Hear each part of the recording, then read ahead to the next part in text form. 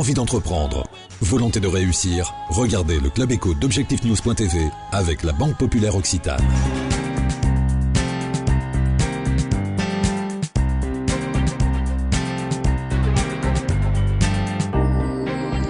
Bonsoir, bienvenue dans le Club Éco d'Objectif-News.tv. Nous recevons ce soir Alexandre Martiel, le maire adjoint en charge de la propreté, de la voirie et de l'éclairage public. Alexandre Martiel, bonsoir. Bonsoir Jean-Christophe.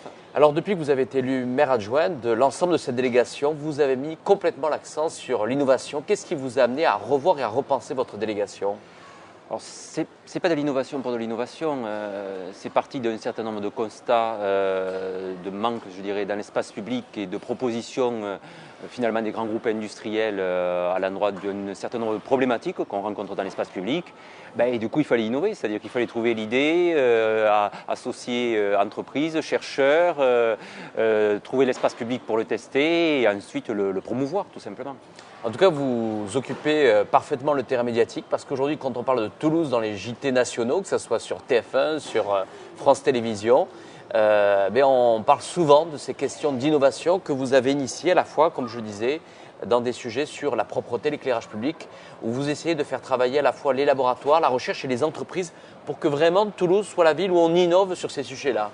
Oui, je le répète, comme pour l'innovation, ce n'est pas de l'innovation pour de l'innovation, ce n'est pas de la promotion pour de la promotion, c'est tout simplement l'objectif et de faire passer le message clair qu'il y a encore des marges de manœuvre dans le domaine des travaux, de l'espace public, en termes d'innovation. C'est-à-dire que certes, il y a une proposition qui est formulée aujourd'hui par les grands groupes industriels et qui sont proches bien sûr des collectivités territoriales, puisqu'on le sait, la collectivité territoriale est un des premiers investisseurs en France, mais ça ne veut pas dire pour autant qu'il n'y a pas encore des choses à inventer. Alors parmi ces innovations, il y a bien sûr toujours dans une recherche aussi d'une logique de développement durable, il y a ce que vous avez évoqué, les premiers éclairages à détection de mouvement. Ah oui, c'est parti d'une idée simple, je dirais, surtout d'un échange une fois de plus, parce que souvent les idées se nourrissent des échanges, et là ça s'est nourri d'échanges avec des riverains, où finalement on constatait que dans l'espace privé, on disposait de ce type d'outils, on rentre la voiture, il y a l'éclairage qui se déclenche, la détection de mouvement qui fonctionne.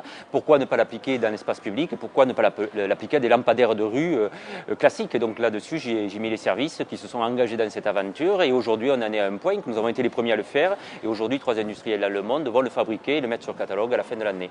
La presse anglo-saxonne en parle beaucoup déjà. C'est-à-dire que ça correspond à, je dirais, un enjeu à la fois d'amélioration de l'éclairage, puisqu'on ne perd pas des luxes, si j'ose dire, à travers ce projet, ce qui pourrait être le reproche qui serait fait, puisqu'on a eu, je dirais, la force du projet est de maintenir toujours un éclairage minimum, et à la détection de mouvement, d'offrir un éclairage supplémentaire. Et cet éclairage supplémentaire est supérieur à l'éclairage que l'on offrait jusqu'à présent, c'est-à-dire on gagne grosso modo entre 10 et 20 luxes en moyenne au minimum sur chaque projet. Et par contre, on fait des économies, 70% d'économies d'énergie. Alors également dans les sujets qui ont été remarqués, ce qu'on a appelé les premiers trottoirs anti-taches.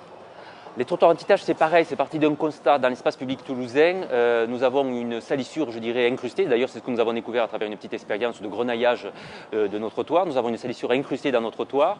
Certes, nous avons des émergences de saleté, bien évidemment, et qui sont une vraie plaie dans Toulouse, mais nous avons aussi une saleté structurelle. Et là, aucun moyen technique traditionnel n'en arrive à bout.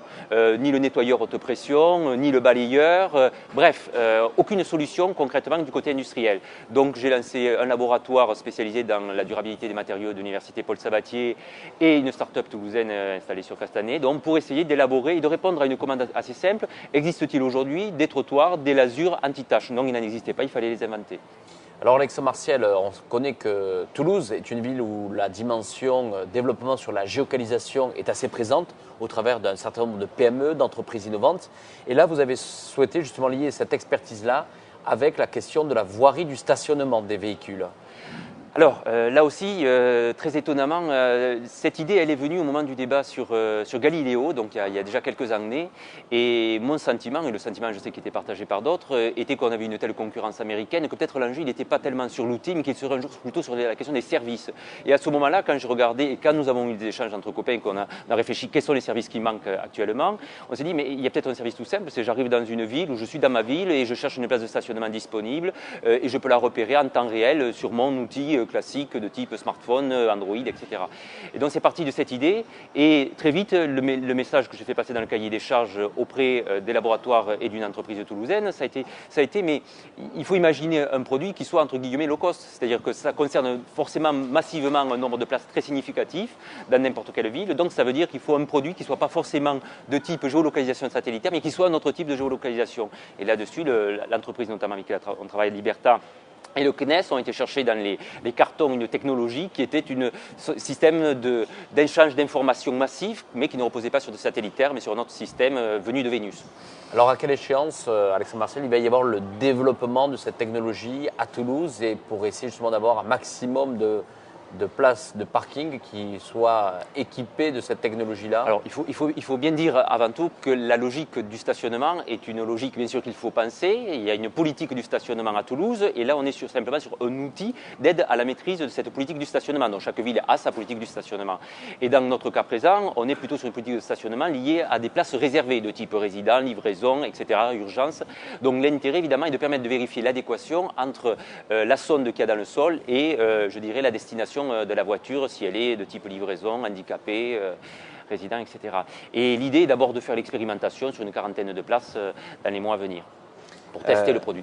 Sur la méthode que vous employez justement pour essayer à chaque fois sur des problématiques, on va dire, très rationnelles, très concrètes, puisque vous avez d'abord une fonction d'élu et de maire adjoint auprès des concitoyens toulousains. Quelle est la méthode que vous utilisez? C'est vous montez un cahier des charges, vous faites appel aux entreprises ou aux laboratoires? Je vous disais que je pense que d'abord, la présence sur le terrain et l'échange avec les Toulousains permet de nourrir des idées et permet de faire émerger des idées nouvelles. Donc c'est la première chose. Ensuite, j'essaye de repérer dans l'espace toulousain, parce que j'ai un petit réseau sur Toulouse, à la fois d'entreprises, de laboratoires, de voir quelles sont celles qui sont les plus susceptibles d'accompagner ce type de projet, l'élaboration du cahier des charges, le mariage des entreprises et des laboratoires, ce qui n'est pas une évidence, et surtout très vite la mise en place d'un prototype, parce que finalement la difficulté, je dirais, de nos entreprises, de nos labos toulousains, c'est d'arriver à un moment donné à passer la vitesse supérieure, c'est-à-dire on a énormément de génie, je dirais, dans la place toulousaine, mais la difficulté est d'arriver de passer du génie à l'action et de l'action, je dirais, à la vente finalement, puisque l'enjeu il est également sur des produits qui intéressent d'autres collectivités territoriales que Toulouse. Alexandre Martial, Pierre Cohen a fait un certain nombre d'annonces le mois dernier sur la question de la propreté, dans laquelle il espérait que les Toulousains, il fallait aussi qu'ils s'engagent. Des nouveaux moyens, je crois, ont été mis sur la table. Alors, la question de la propreté est une question bien évidemment complexe, qui touche aussi bien à l'incivilité qu'aux moyens. En clair, nous essayons de faire une partie du chemin, c'est-à-dire nous essayons de mettre en place les outils nécessaires et qui n'étaient pas présents jusqu'à présent dans l'espace public, de type assez basique, comme par exemple des corbeilles, des sanitaires supplémentaires, etc. C'est-à-dire une sorte d'homogénéisation de la présence de ces outils, du matériel aussi, je dirais, qui permet d'intervenir sur des points particuliers avec des stratégies particulières, une réorganisation des services, ou une évolution de l'organisation des services, notamment avec cette idée d'être un peu plus au bon endroit, au bon moment, notamment le week-end dans les zones festives, qui était une demande des Toulousains. Et puis nous y mettons aussi parfois un peu de l'innovation, mais là aussi, ce n'est pas de l'innovation pour l'innovation, c'est parti d'un constat. Alexandre Martial, ce n'est pas difficile d'être toujours confronté à être l'élu en charge de la propreté, parce que c'est une délégation qui est très exposée. Alors c'est une délégation qui est très exposée et surtout il faut l'aborder avec beaucoup d'humilité parce que comme il y aurait un jour où la ville serait un peu plus propre, le lendemain tout peut être remis en cause. Donc ça appelle forcément de l'humilité mais énormément de détermination parce qu'il est insupportable, il est inacceptable qu'en toute impunité des Toulousains, une certaine partie des Toulousains puissent être dans l'incivilité quotidienne. Ça c'est inacceptable, c'est un espace partagé, c'est un espace qu'on doit respecter au même titre qu'on respecte son propre chez soi tout simplement. Merci Alexandre Martial d'avoir répondu à notre invitation. Merci Jean-Christophe.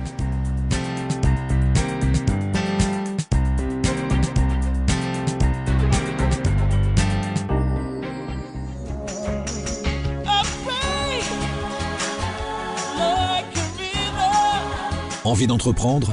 Volonté de réussir? C'était le Club Éco d'Objectif News.tv avec la Banque Populaire Occitane.